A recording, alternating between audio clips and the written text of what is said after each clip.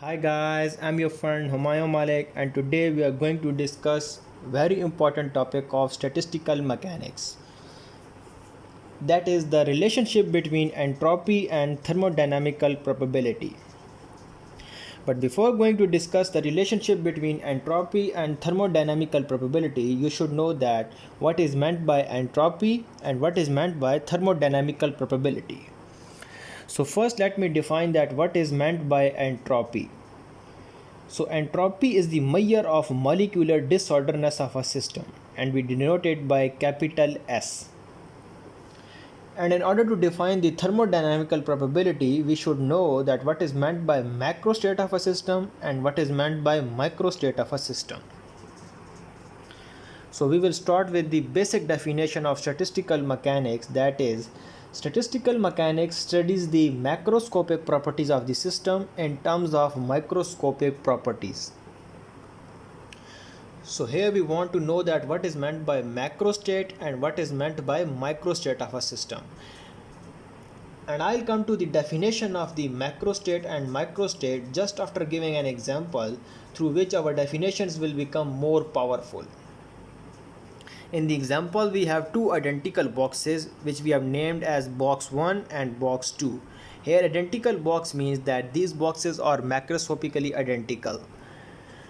And in the first case we have two balls which are distinguishable and we name the first ball as ball 1, ball A, and the second ball as ball B. Here the goal is to distribute these two balls in our two boxes. And we want to know that how many combinations we have through which we can distribute these two balls in our two boxes. So the first combination is that we can put our two balls in box 1 and at this time our box 2 is empty, or we can say that there is no ball in box 2. So first case is that the macro state of the first case will become 2 and 0, which means that the box 1 has 2 balls and box 2 has 0 ball. And for the case 1, our microstate will become the box 1 has 2 balls A and B and box 2 has 0 ball. Next we have thermodynamical probability, which we also call frequency. It is defined as the number of microstates corresponding to a given macrostate. And in this case we can see that here we have one microstate corresponding to one macrostate. So our thermodynamical probability for this case will become 1.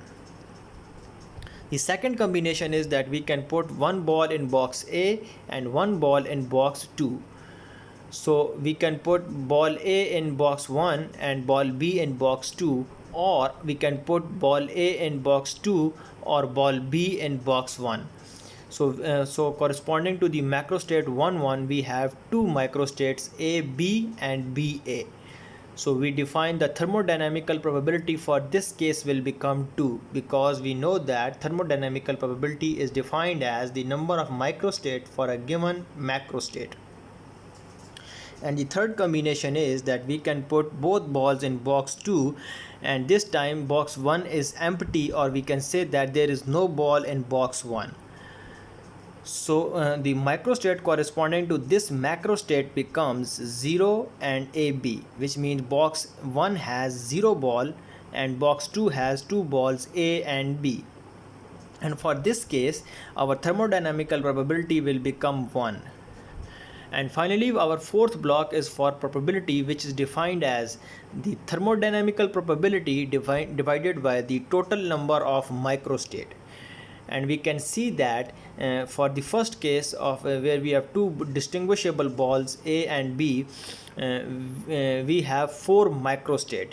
So the probability for the first case where the thermodynamical probability is 1 will become 1 divided by 4, where 4 is the total number of microstate. And for the second case where the macrostate is 1, our probability will become 2 divided by 4, where 2 is the thermodynamical probability and 4 is the total number of microstates.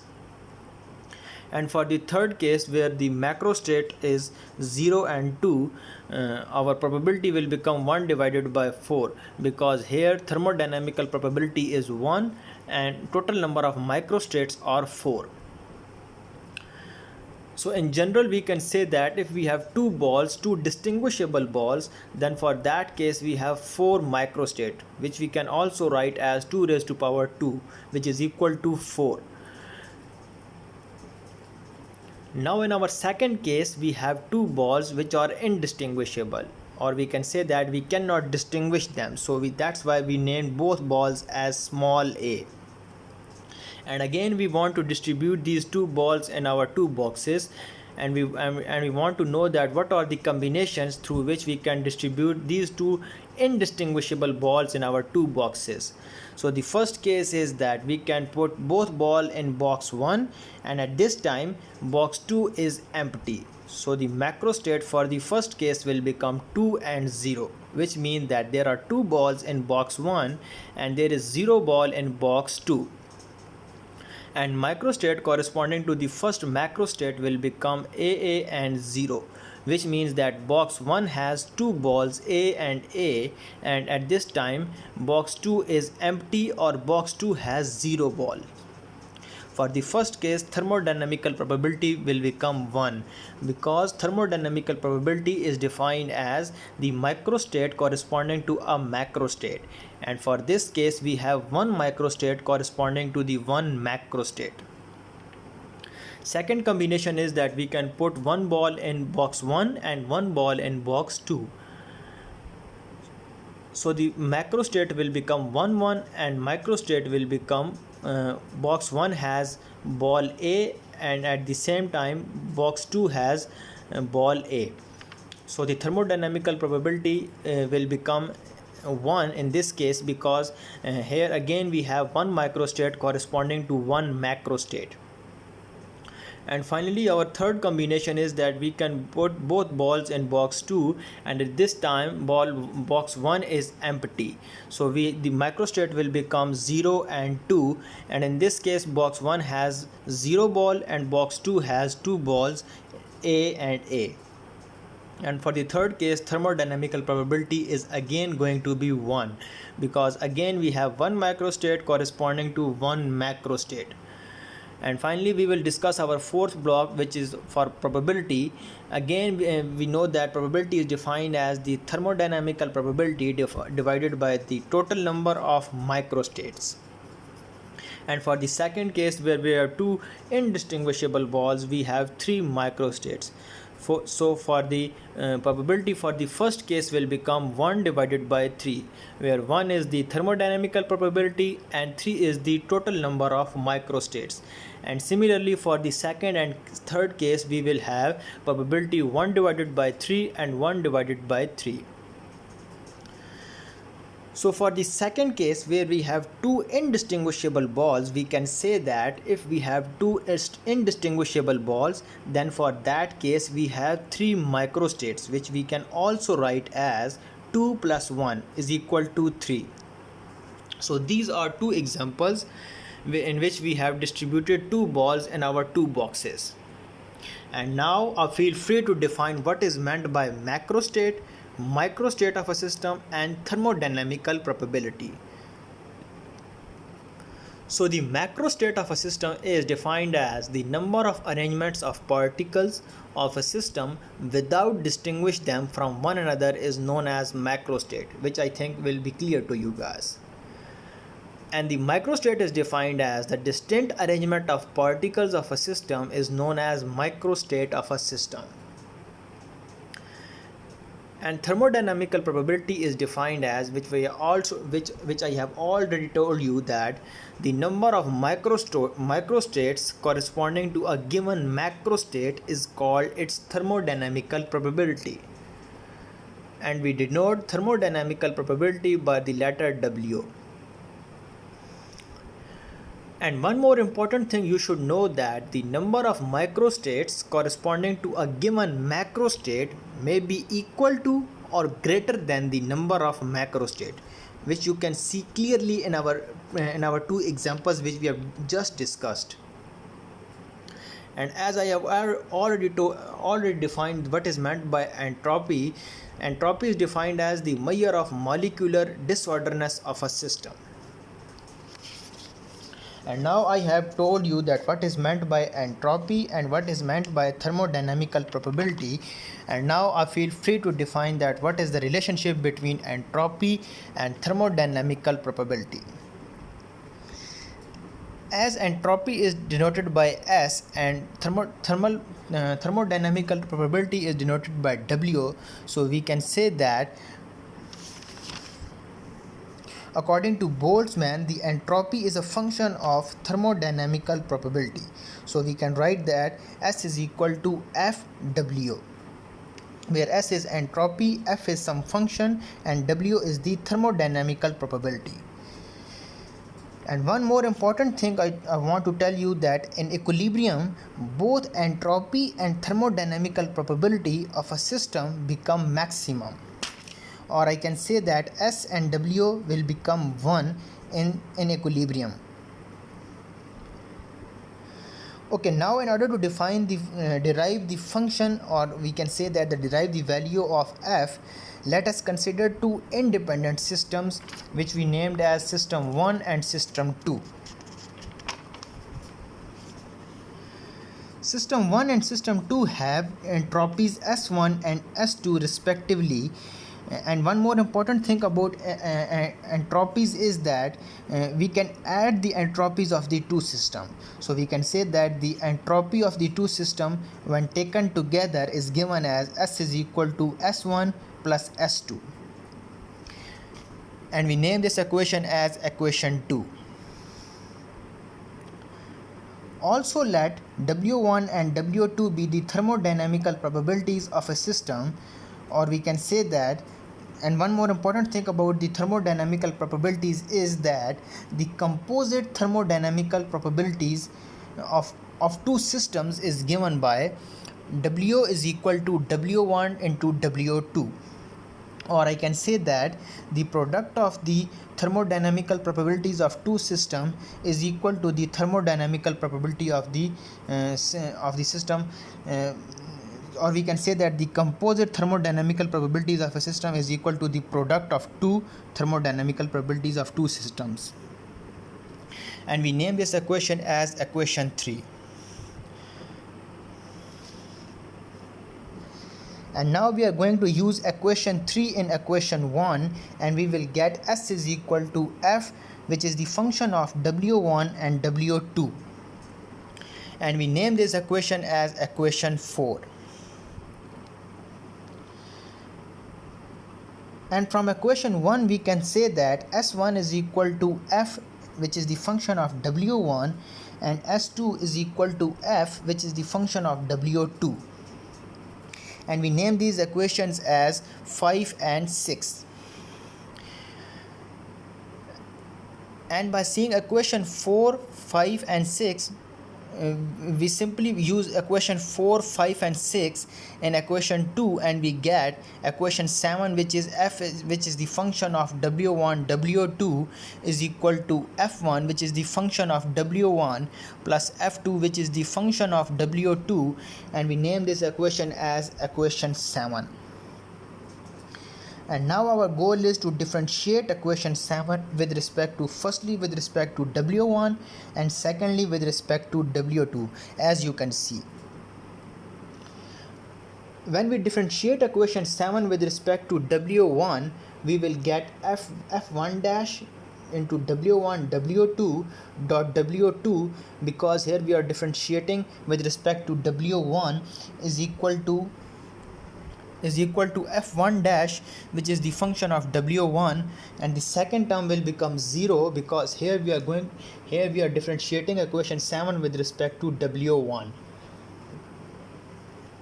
And secondly, when we differentiate equation 7 with respect to W2, we will get, on the left hand side we will get F2 dash into W1 W2 dot W1, and on the right hand side the first term will become cancelled, because here we are differentiating with respect to W2, and we are left with the derivative of the second term, which is F2 dash, which is the function of W2.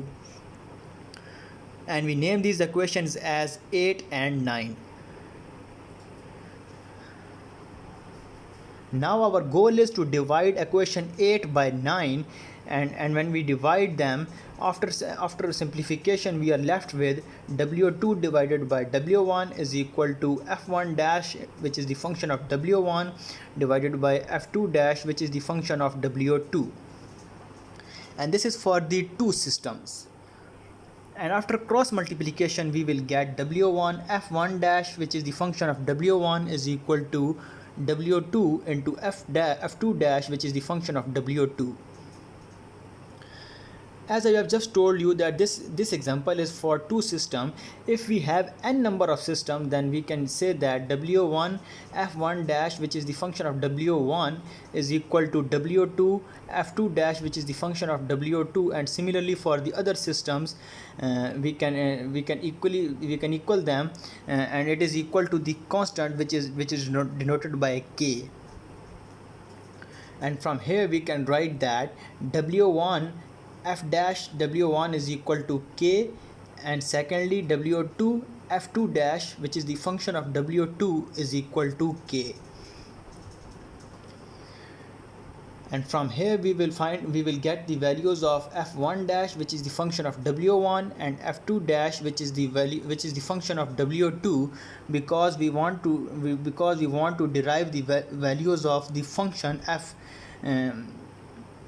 That's why we will integrate these equations separately. When we integrate equation 10, we will get integration F1 dash, which is the function of W1, is equal to K, which is constant, into integration 1 divided by W1 into dW1 plus C1 is another constant. And when we integrate it, and the differential will cancel out with the integral on the left hand side, and we are left with F1, which is the function of W1, is equal to K log W1 plus C1, which is constant, and we name this equation as equation 7. And when we integrate equation 9 on both sides, we will get integration F2 dash, which is the function of W2, is equal to K, which is some constant, integration 1 divided by W2 into dW2 plus C2, which is another constant. And when we integrate it, we are left with F2, which is the function of W2, is equal to K log W2 plus C2, which is another constant, and we name this equation as equation 13. And from equation 12 and 13, we can generally write that which is the function of W, is equal to K log W plus C, and we name this equation as equation 14.